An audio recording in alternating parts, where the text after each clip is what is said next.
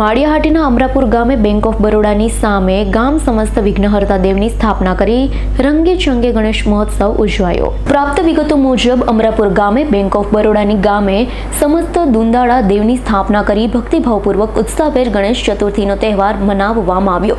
ગઈકાલે સાંજના વિજ્ઞાનના દેવને 56 ભોગનો પ્રસાદ ધરાવી અમરેશ્વર મહાદેવના પૂજારી દોલતગીરી બાપુના વરદ હસ્તે મહાઆરતી ઉતારવામાં આવી હતી।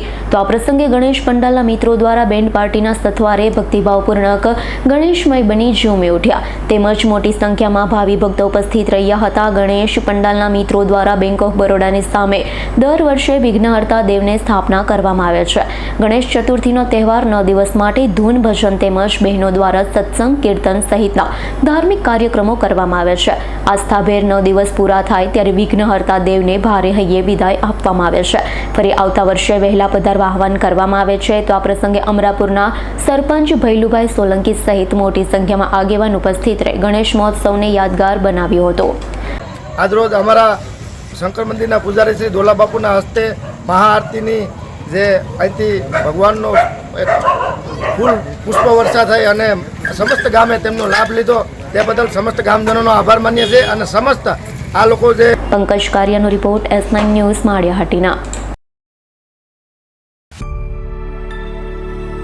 અમારી તમામ માહિતીથી અપડેટ રહેવા માટે જોડાયેલા રહો S9 ન્યૂઝ સાથે।